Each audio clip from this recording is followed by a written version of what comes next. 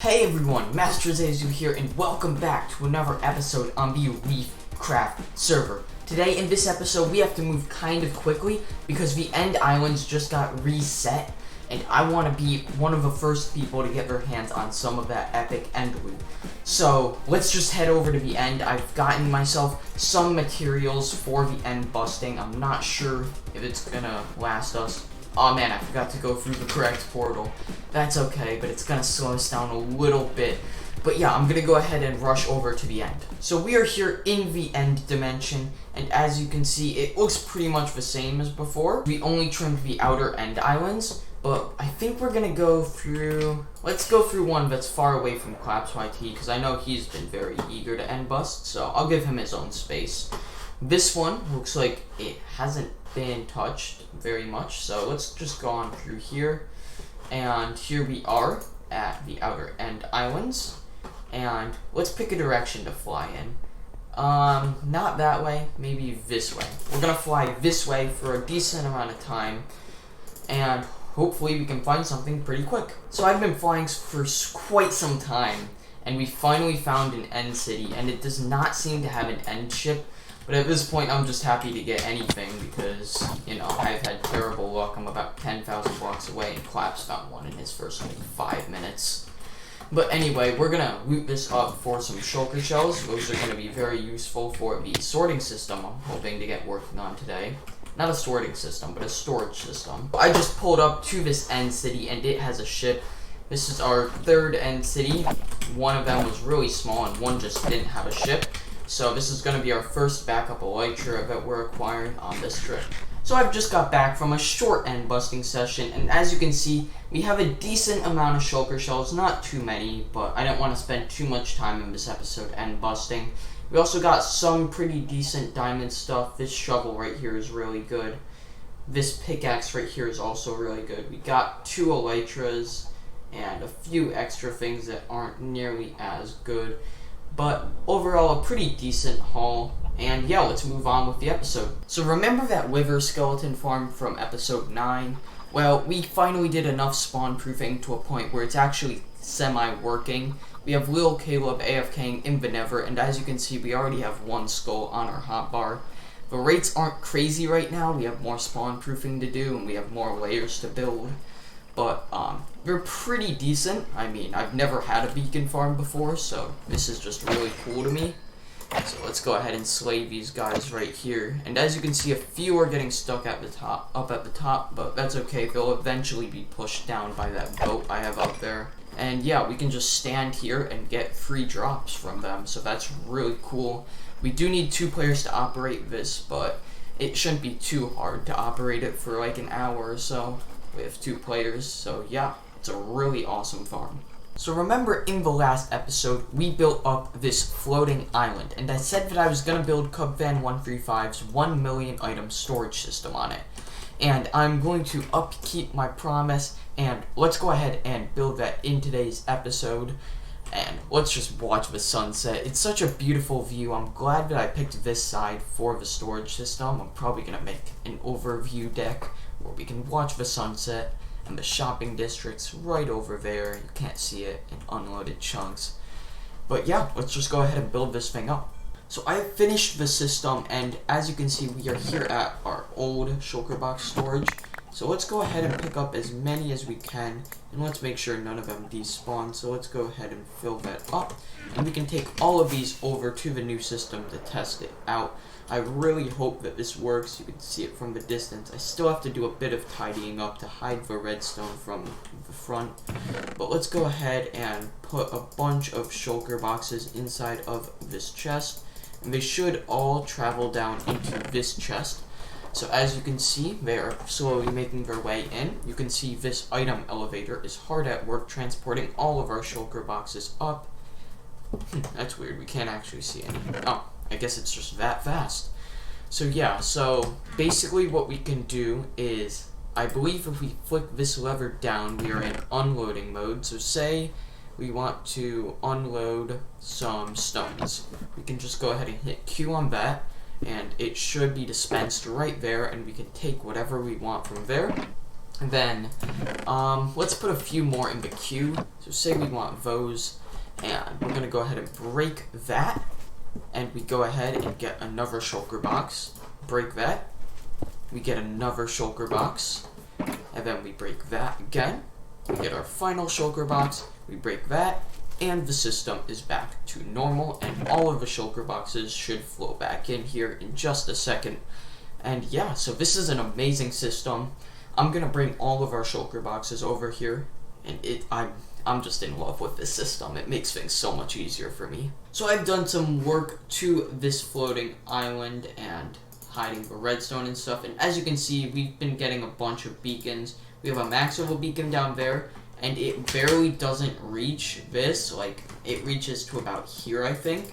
And then we have to use this one for the actual island, which is a little bit annoying, but it's okay because we have the beacons to do it with. And as you can see, I added this like little window right here. I added some stairs up to this. This is gonna get overhauled. This is all just temporary up here because I didn't feel like doing any building right now. We did a little bit of work to hide the redstone. As you can see, there's redstone under all of this grass. I'm not gonna take any away because I don't want to break anything on accident. But yeah, I'm gonna consider the storage system basically done. Areas around it still need a little bit of work. We added an ender chest in here. I don't think it was here last time. I thought to finish off today's episode, I could show you a few of the projects that we haven't seen in a while or I've been working on off camera. And the first one I want to show off is this sugarcane farm. It's a very simple design. Basically, there's one observer right here, and it detects when this sugarcane grows up to here, and it will send a redstone line all the way through here. And I'm not quite sure how to get the ones with the repeaters to fire. I know there's a way, but it's probably more expensive. And yeah, it just goes all the way down here. They all come into hoppers, and we get about a shulker box per night, so it's not great, but I don't have to buy from Claps anymore, which is nice. I can save some diamonds that way. And this is probably temporary. I'll probably take it down eventually. The iron farm, we made in episode 1. It's still here. It's just this. We have a lot of poppies. I've just collected all the iron. Over here we have a flower farm that I don't think I ever showed on video because it's a pretty simple flower farm. I'm not even sure if I'm going to keep it here or not. I haven't used it in a while. It looks like Enderman's griefed it. Yeah, Enderman kind of placed blocks all over this area, I feel like. We have that. We use that to get all the blue dye for our outer wall. I'm trying to think of what else we have. We have some trees over here. It's like a manual tree farm, kind of. I just come over here and chop some down whenever I need some wood. It works pretty well. Yeah, there's just random blocks all over this place that I should probably clean up.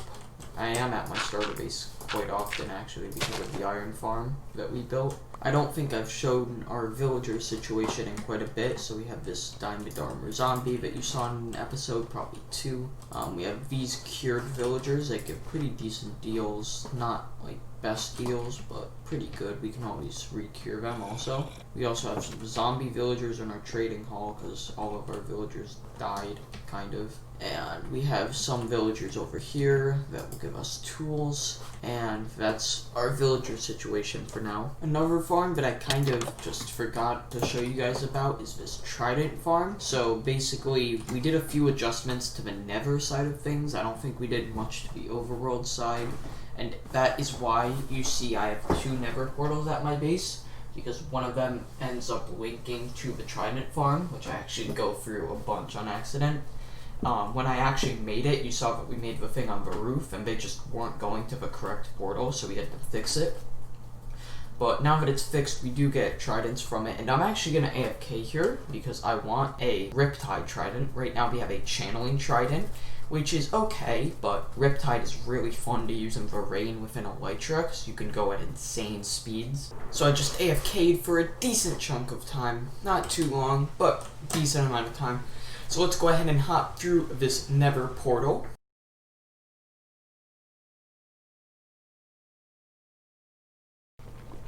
Hi. And I see their faces. Let's see if we can get some tridents. Man, that is a lot of drowns. Let's go ahead and slay all of those drowns. Hopefully we can get a trident. If not, it's okay, but I'm really hoping for a trident. That Enderman is now gone. Yes, we got a trident. And we also got a fair bit of drowned heads, and some ender pearls, and some gold. Well, this is a decent farm. Oh, and would you look at that. First try, and we have Riptide 3 available. Let's go ahead and get it. Riptide 3 and Impaling 4, not the greatest, but we can always do books for the rest. And let's go ahead and try out our first flight. Let's go ahead and aim it up into the sky, and here we go. Let's go really high up, and this is not as fast as I remember it, but it's probably just because we're going upwards. Let's go up, and activate the elytra, and let's go ahead and use this thing. Oh my god, guys, this thing is crazy fast with the elytra. We can fly from my base to Collapse's base in a matter of seconds. Oh my god, guys, this is the way to travel on a server. As you see, it does cause quite a bit of lag. Oh, and we can't do it over a desert because it doesn't rain here. Let's go back to the mushroom area and see how fast we can get to our base.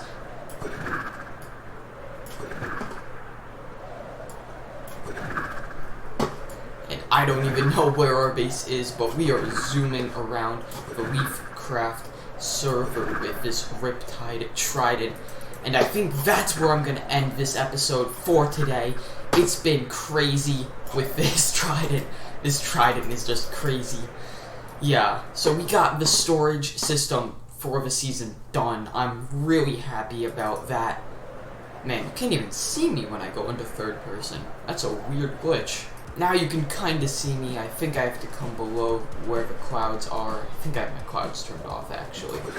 And yeah, hopefully you guys enjoyed. If you did, make sure to smash that like button, comment down below, and I just passed our base, so let's go back to it, and subscribe. And until the next time, I am out. Peace!